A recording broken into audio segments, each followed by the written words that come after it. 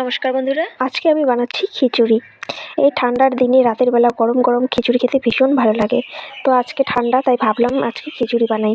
খিচুড়ির জন্য আমি নিয়ে নিয়েছি একটা ওলকপি, আলু, এখানে পেঁয়াজ আর আদা, কাঁচা লঙ্কা, তেজপাতা। সাইডে ওদিকে রাখা আছে দুটো শুকনো লঙ্কা। তো শুকনো লঙ্কা দুটো আর 5 ফোড়ন আমি ফোড়নের সময় দিয়ে দেবো। তো দেখো, কাঁচা লঙ্কাগুলি ধুয়ে কেটে নিচ্ছি। এরপরে পেঁয়াজ দুটি কেটে নেব।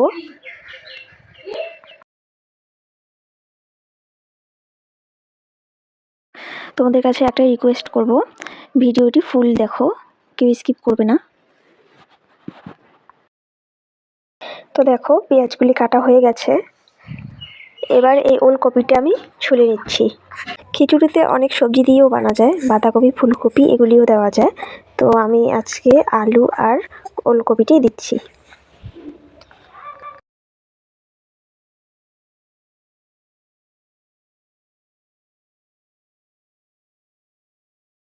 তো ওলকপিটা আমি কেটে নিচ্ছি।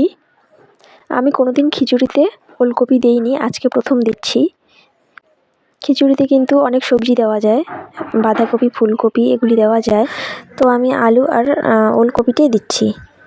তো দেখো, সব আলু আমি ছুলে নিচ্ছি। তো আলুগুলি আমি বড় বড় সাইজ করে কেটে নেব। এই যে এরকম করে কেটে নিয়েছি।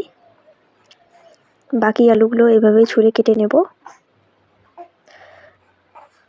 তো সব আলু আমার কাটা হয়ে গেছে। তো এরপরে আমি আদাটা ছুলে নেব।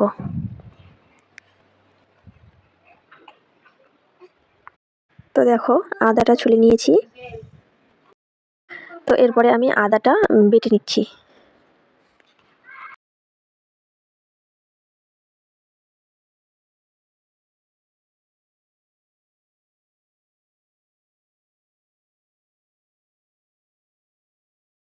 তো দেখো বন্ধুরা, 3টে শুকনো লঙ্কা নিয়েছি, এখানে আদাটা বেটে নিয়েছি আর ডালটা ধুয়ে নিয়েছি।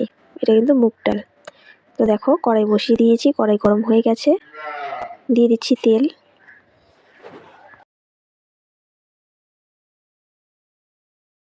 তো দেখো, তেলটা গরম হয়ে গেছে। এরপরে আমি আলু আর ওলকপিটাকে ভেজে নেব। দিয়ে দিচ্ছি আলু আর ওলকপি।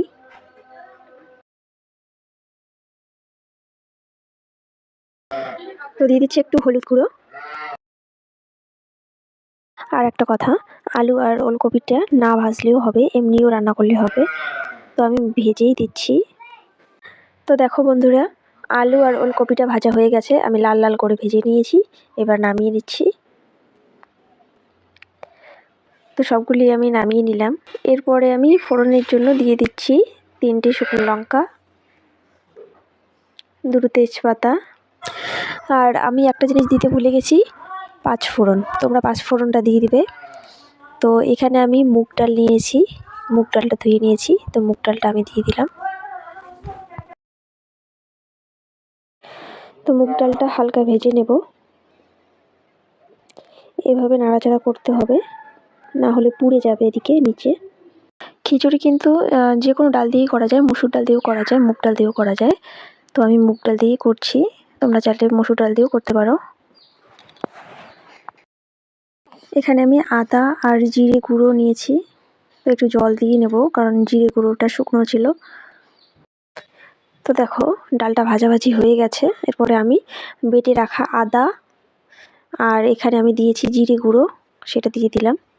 আদাটা ভালো করে ভেজে নিতে হবে, আদার যে একটা গন্ধ থাকে সেটা চলে যাবে।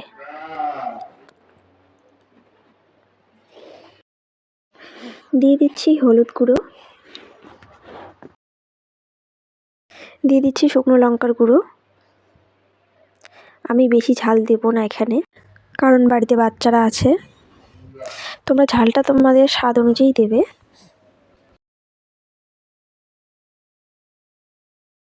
তো বন্ধুরা দেখো, মশলাটা ভালো করে ভাজাভাজি হয়ে গেছে। এরপরে আমি দিয়ে দিচ্ছি জল। ডালটা সেদ্ধ হওয়ার জন্য আমি জল দিয়ে দিচ্ছি।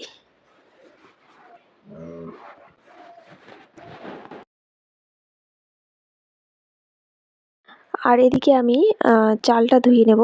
এখানে চালের মধ্যে মেশানো আছে ভোগ চাল, অল্প পরিমাণে মেশানো আছে। কারণ ভোগ চালের খিচুড়ি খেতে ভীষণ ভালো লাগে। তো অল্প ছিল, আমি ওখানে অল্প দিয়েছি। তো দেখো জলটা ফুটে উঠেছে, এরপর আমি ভেজে রাখা আলু আর ওলকপিটা দিয়ে দিচ্ছি। যদি চাও যে ভোগ চালের খিচুড়ি বানাবে তো তোমরা সেটা বানাতে পারো। এরপরে ধুয়ে রাখা চালটা আমি দিয়ে দেবো। খিচুড়িতে কিন্তু অনেক কিছুই দেওয়া যায়, কাজু বাদাম, নারকেল, বাঁধাকপি, ফুলকপি।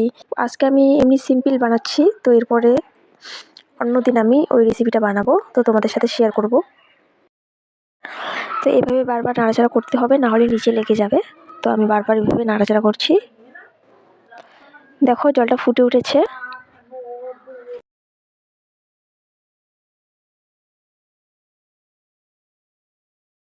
দিয়ে দিচ্ছি পরিমাণ মতো লবণ।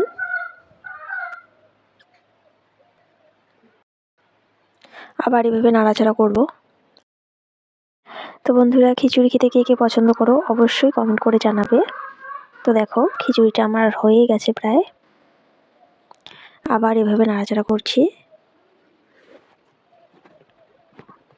তো এই ঠান্ডার দিনে গরম গরম খিচুড়ি খেতে ভীষণ ভালো লাগে। তো তোমাদের কার কার ভালো লাগে কমেন্ট করো। খিচুড়ির সাথে কিন্তু বাঁধাকপির সবজিটা অবশ্যই লাগবে, কারণ খিচুড়ির সাথে সবজি না থাকলে ভালো লাগে না। তো সবজি, পাঁপড় ভাজা এগুলি দিয়েই আমরা খাবো।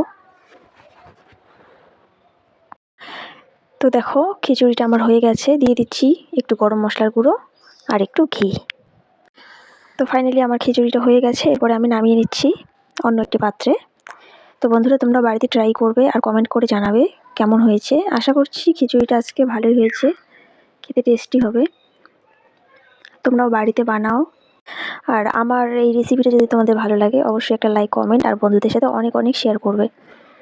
তো বন্ধুরা, আজকে এই পর্যন্তই। কালকে আবার একটা নতুন রেসিপি নিয়ে আসবো।